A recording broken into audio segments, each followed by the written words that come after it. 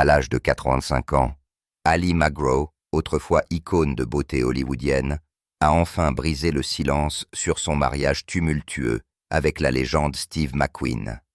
Dans des confessions poignantes, elle a révélé les horreurs qu'elle a dû endurer derrière les brillants projecteurs. L'histoire d'amour apparemment féerique entre le sexe symbole et le roi de l'écran s'est avérée être un abîme que personne n'avait prévu.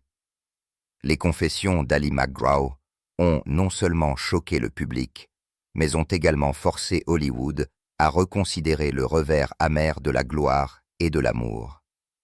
Ali MacGraw a longtemps été le symbole des filles innocentes et pures d'Hollywood. La jeune femme au charisme naturel dans Love Story a marqué non seulement l'écran, mais aussi toute une génération de spectateurs fascinés par sa beauté délicate avec une touche de vulnérabilité. Mais derrière les projecteurs et les caméras, la vraie vie de MacGraw a pris des tournures plus sombres et plus compliquées que n'importe quel rôle qu'elle ait jamais incarné. Au sommet de sa carrière, MacGraw est entrée dans le monde de Steve McQueen, l'homme que le monde entier admirait et vénérait comme le King of Cool. Leur amour a commencé comme un conte de fées moderne, plein d'attraction et de tendresse apparemment infinie. Mais bientôt, des couleurs plus sombres, la jalousie, le contrôle et une souffrance silencieuse ont prévalu, que presque personne ne soupçonnait derrière la façade brillante. Aujourd'hui, à l'automne de sa vie, Ali MacGraw revient sur une relation qui l'a à la fois captivée et détruite, avec des confessions qui étonneront même les fans inconditionnels du cinéma classique. Le chemin qui a mené Ali MacGraw à Robert Evans a également été marqué par des sentiments complexes. La jeune actrice a commencé dans les jours modestes de son enfance à Bedford Village, dans l'État de New York, dans une famille pleine de conflits, d'incertitudes et de défis constants. Son père luttait contre la dépendance à l'alcool, tandis que sa mère avait ses propres difficultés à surmonter, ce qui a marqué l'enfance de MacGraw d'incertitude et de manque de confiance en soi. Ces expériences ont éveillé en elle un besoin de s'échapper, d'avoir sa propre position, qu'elle a trouvée dans le mannequinat. Malgré les critiques de la célèbre rédactrice Diana Vreeland, la persévérance et le talent de MacGraw ont été reconnus. La porte du monde du cinéma s'est ouverte. Son premier rôle dans Goodbye Columbus en 1969 a immédiatement fait d'elle une nouvelle venue remarquée. La comédie romantique a été un grand succès et le jeu naturel de MacGraw et son charisme ont attiré l'attention des professionnels. C'est à cette époque qu'elle a rencontré Robert Evans, le producteur et directeur de production de Paramount Pictures, qui a immédiatement reconnu le potentiel particulier de la jeune actrice. Leur collaboration a conduit au rôle principal de MacGraw dans Love Story, le film qui est devenu un phénomène culturel en 1970 et avec la phrase inoubliable « L'amour, c'est ne jamais avoir à dire qu'on est désolé ». Love Story a écrit l'histoire du cinéma. Love Story a rapporté plus de 100 millions de dollars dans le monde entier et a catapulté Ali MacGraw, avec son rôle de Jenny, l'étudiante malheureuse qui conquiert le cœur de Ryan O'Neal au sommet de la gloire. En dehors de l'écran, une romance s'est également développée entre MacGraw et Evans. Ils se sont mariés en 1969 et ont accueilli leur unique fils, Joshua, seulement 2 ans plus tard. Tout semblait parfait. Une carrière florissante, un mari puissant et le bonheur de la maternité. Mais le destin a pris une tournure inattendue. En 1972, Hollywood a vibré avec Guet-Apens, un film d'action de Sam Peckinpah dans lequel Steve McQueen tenait le rôle principal.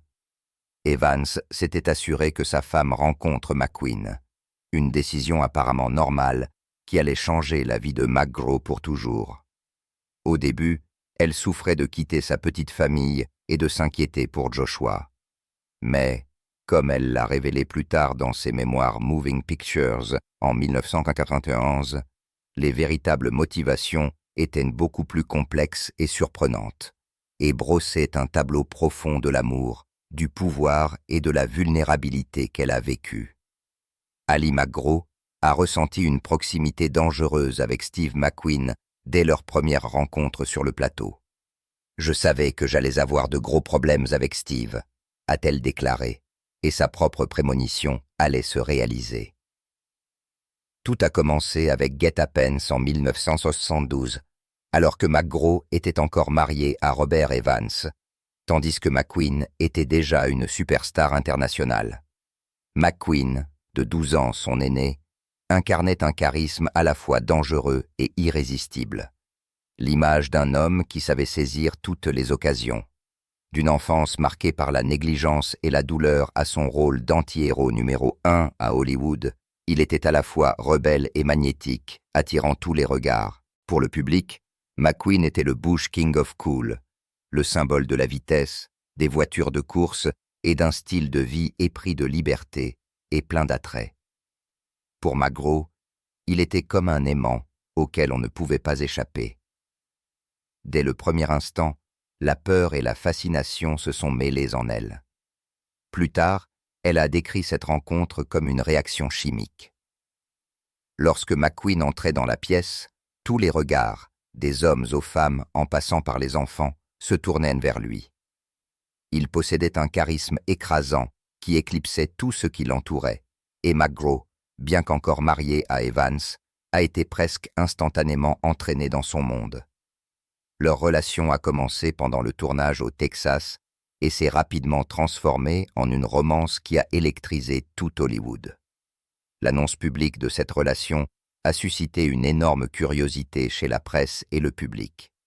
Alors que le film est devenu un succès au box-office, les conséquences personnelles ont été beaucoup plus compliquées et douloureuses. Fin 1972, MacGraw était certes encore prête à maintenir son mariage avec Evans, mais cette loyauté ne pouvait plus cacher les sentiments flagrants.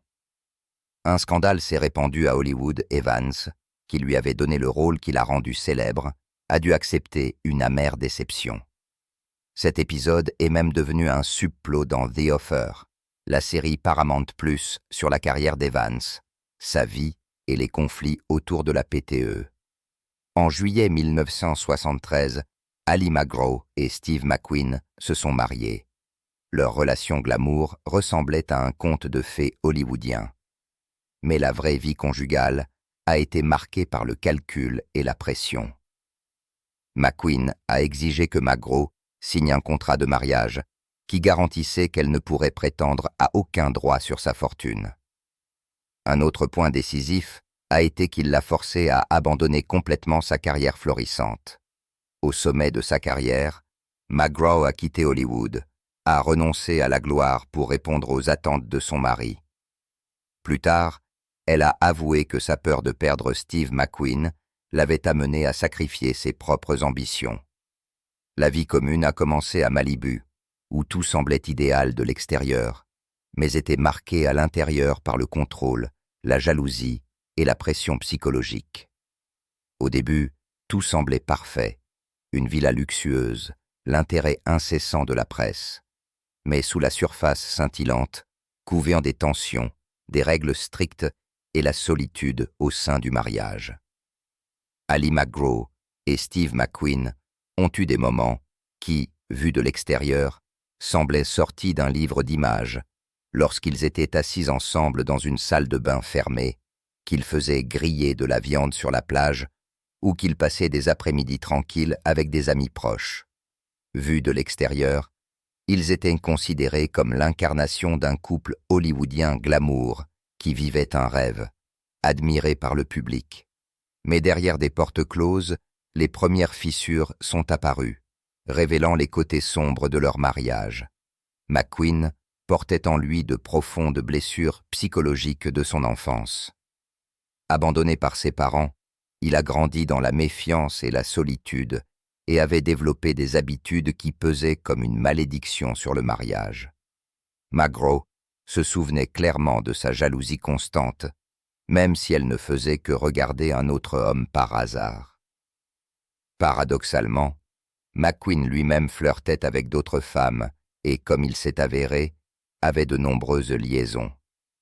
L'un des plus grands sacrifices pour McGraw a été sa carrière d'actrice prometteuse. McQueen, alors l'acteur le mieux payé au monde, lui a dit qu'il ne voulait pas d'une femme qui travaille. Il voulait qu'elle consacre sa vie exclusivement à sa famille et à lui. Il était la plus grande star de la planète et il ne voulait pas que je travaille, a-t-elle raconté de nombreuses années plus tard. Par amour et par peur de le perdre, McGraw a quitté Hollywood, renonçant aux projecteurs et aux opportunités qu'elle avait péniblement construites. Au lieu des premières et des scénarios, elle est devenue femme au foyer à plein temps, s'occupant de Joshua, l'emmenant de chez sa grand-mère à chez Robert Evans et s'occupant de la maison avec McQueen. Dans ses mémoires, elle a décrit son rôle comme celui d'une cuisinière, d'une petite hôtesse, d'une femme simple dans une maison modeste, coupée du monde extérieur. Cet isolement l'a profondément marquée, même si elle aimait McQueen. Son besoin de contrôle a de plus en plus étouffé sa liberté. Son abus d'alcool et de drogue a aggravé la situation. McQueen était dépendant des deux et McGraw luttait également contre sa propre dépendance à l'alcool. Les débuts romantiques ont cédé la place à une relation pleine de peur, de confusion et de nostalgie insatisfaite. Au milieu des années 70, la maison autrefois paisible s'est transformée en un lieu effrayant, silencieux et vide. McGraw se souvenait que sa peur d'être abandonnée l'empêchait d'exprimer ses pensées et ses sentiments. Au lieu de cela, elle se taisait et pleurait secrètement dans sa solitude. En 1976, McGraw et Steve McQueen ne pouvaient plus dissimuler la réalité. Dans les films et les magazines, McQueen restait l'image de l'homme dur et invincible, l'aventurier, au volant d'une Mustang d'Amboulite ou à moto dans La Grande Évasion. Mais la vraie vie était beaucoup moins héroïque. Des nuits d'ivresse, d'abus de drogue et de désespoir le faisaient rentrer à la maison instable, méfiant et renfermé. Pour McGraw, qui aspirait à la liberté, la solitude est devenue insupportable. Elle a de plus en plus souvent eu recours à l'alcool, cherchant le calme, mais ne trouvant qu'une souffrance plus profonde. Des rumeurs sur le mécontentement de McQueen et ses courtes liaisons circulaient à Hollywood, transformant l'histoire autrefois romantique en un épisode amer et compliqué. Au début, Ali McGraw s'est enfermée dans sa déception, que l'homme fascinant qu'elle aimait autrefois existait encore, mais caché derrière la colère et le chaos. Mais bientôt, les crises de McQueen sont devenues trop fortes et trop évidentes. La honte et le sentiment d'être piégé dans le mariage étaient terribles, la forçant à affronter sans cesse ses peurs et ses déceptions. Ce sentiment oppressant, associé au désir de réconfort et de liberté, l'a amenée des années plus tard à réaliser qu'elle était trop dépendante du mariage. L'amour autrefois passionné s'était transformé en un tourbillon de trahison et d'amertume, chaque blessure plus douloureuse que la précédente. En 1977, la patience de McGraw était épuisée. Elle a dit ouvertement à McQueen qu'elle voulait revenir au métier d'actrice, qu'elle voulait poursuivre la carrière qu'elle avait autrefois abandonnée pour lui, et qu'elle remplirait en même temps ses obligations familiales. Sa demande de pardon et sa décision de se retrouver n'étaient pas seulement l'expression d'un désir de travailler, mais aussi une affirmation de sa valeur et de sa confiance en soi après des années de contrôle et de jalousie. La réaction de McQueen a été froide et cruelle. Selon le biographe Elliott, il lui a dit « Dans ce cas, nous disons adieu au mariage ». Ces mots ont frappé McGraw comme un coup de poing et ont confirmé sa plus profonde crainte. Sa voix, sa volonté et ses décisions ne comptaient pour rien pour lui. En même temps, ils ont marqué le début de son chemin vers l'autolibération. McGraw a accepté un rôle dans Convoy, réalisé par Sam Peckinpah, et est revenu sur le devant de la scène après des années d'enfermement. Malgré de brèves tentatives de réconciliation, la confiance était brisée. En 1978, après 5 ans de contrôle, de jalousie et de passion intense, le mariage a pris fin. Il ne restait que 2 âmes blessées. Seulement 2 ans plus tard, la tragédie suivante a suivi. En 1980, Steve McQueen est décédé à l'âge de 50 ans d'un mésothéliome, une maladie cancéreuse rare causée par l'amiante. Sa mort a secoué le monde du cinéma et a laissé une douleur incommensurable à ses proches. Pour McGraw, la douleur était plus complexe que quiconque aurait pu l'imaginer. Malgré la colère, la perte et les blessures passées, elle l'aimait encore profondément. Des décennies plus tard, elle a déclaré « J'aurais aimé que nous ayons tous les deux vieilli et que nous soyons devenus purs. » Ces mots étaient l'expression du regret d'une vie qu'ils n'ont jamais pu vivre ensemble, dans laquelle les rêves ont été perdus à jamais à cause de la dépendance, de la fierté et d'innombrables pièges du destin. Lorsque Steve McQueen est décédé en novembre 1980, Ali McGraw n'avait que 41 ans, extérieurement comme une sœur, mais intérieurement remplie d'un profond enseignement. Elle avait vécu de nombreuses années avec la peur d'être abandonnée, mais rien ne pouvait la préparer à la mort de l'homme auquel elle avait été autrefois si étroitement liée.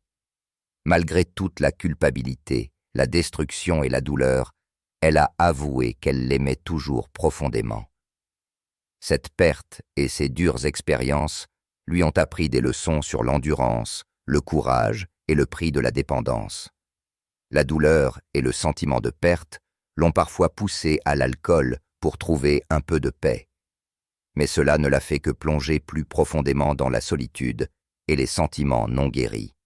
Sur le plan professionnel, McGraw a commencé à suivre son propre chemin après s'être longtemps effacée. Elle a accepté de nouveaux projets, dont le rôle dans Convoy en 1977 et, plus tard, 14 épisodes de la série télévisée Dynasty en 1984. Ces projets ont été des étapes importantes pour réaffirmer sa position dans une industrie qui l'avait autrefois portée. Mais l'éclat des années dorées avait disparu. Hollywood a changé rapidement et McGraw a constaté qu'elle était souvent enfermée dans des tiroirs ou oubliée. Plus important encore, elle n'avait plus l'énergie nécessaire pour survivre dans une industrie qui exigeait une concurrence incessante et mettait constamment en avant de nouvelles jeunes stars.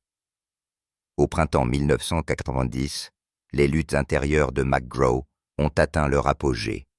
L'alcool, autrefois plaisir et réconfort, était devenu une prison psychologique. Lorsqu'elle a réalisé qu'elle s'auto-détruisait, elle a décidé de se rendre au Betty Ford Center, le début d'un long processus de guérison. Il ne s'agissait pas seulement de lutter contre la dépendance, mais aussi de faire face aux profondes blessures de ses mariages, de sa carrière interrompue et des années éprouvantes avec Steve McQueen. Ce processus de guérison est devenu un tournant qui a rééquilibré sa vie après des décennies de bouleversements. En 1991, McGraw a publié ses mémoires, Moving Pictures, une œuvre honnête et indépendante qui a révélé son enfance douloureuse, ses relations difficiles et le prix de la gloire. Le livre est rapidement devenu un best-seller et a touché les lecteurs qui ont trouvé dans son histoire des souvenirs de leur propre douleur, de leur propre amour et de leur propre dépendance. McGraw a quitté Hollywood et a déménagé à Santa Fe, au Nouveau-Mexique.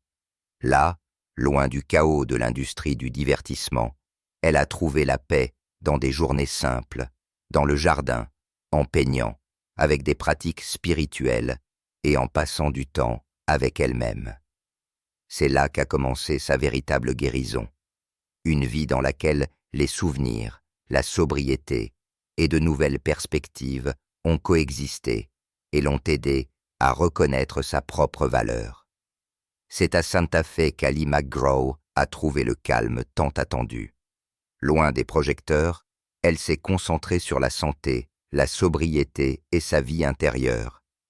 La méditation de yoga, le soin des animaux et la connexion avec la nature sont devenus la base de son chemin de guérison. Après de nombreuses années de chaos, elle a réalisé que la guérison nécessitait de la patience, du silence et de la confiance en soi. Elle est restée sobre pendant plus de 30 ans, un jalon qu'elle avait autrefois considéré comme inatteignable. McGraw ne s'est jamais remariée, mais a décidé de consacrer son énergie à la découverte de soi et à la création de sa propre vie. Les amitiés et les relations saines sont devenues son soutien, y compris la réunion avec Ryan O'Neal, son partenaire de cinéma dans Love Story, lorsqu'ils sont partis en tournée ensemble en 2016 avec la pièce de théâtre Love Letters. Leur harmonie sur scène a rappelé au public le miracle qui l'avait autrefois rendu célèbre et a montré que certains liens subsistent même lorsque la vie change. De plus, McGraw a orienté son énergie créative vers de nouvelles passions. Avec EBU, un collectif de mode qui collabore avec des artistes du monde entier, elle a développé des vêtements inspirants qui ont aidé les femmes et les artistes à avoir plus confiance en elles. Pour une femme qui avait autrefois vécu dans les mondes des autres, cette œuvre est devenue l'occasion de façonner son propre chemin, porté par la clarté au lieu du désespoir. Aujourd'hui encore, Ali McGraw écrit et se souvient de son passé sans jamais nier la puissante attirance de Steve McQueen, qu'elle décrit comme une chimie irrésistible. Mais elle n'idéalise pas ce qui s'est passé. Elle reconnaît qu'il y a eu des jours merveilleux et des jours terribles. Mais elle ne se considère pas comme une victime, mais comme une survivante. Ces expériences ont donné à Ali McGraw une force particulière. Elle n'est plus seulement la jeune fille d'une histoire d'amour, mais une survivante qui a surmonté la gloire, la douleur, la dépendance et la perte pour se tenir debout et dire la vérité. Ces souvenirs de Steve McQueen sont encore remplis d'amour et de douleur, comme un rappel que même les plus belles histoires d'amour peuvent contenir des fils invisibles qui ne se brisent jamais. Que pensez-vous de la force d'Ali McGraw, du courage de dire votre vérité après tant d'années? Partagez vos réflexions ci-dessous dans les commentaires et n'oubliez pas d'aimer et de vous abonner pour découvrir d'autres histoires inédites d'Hollywood.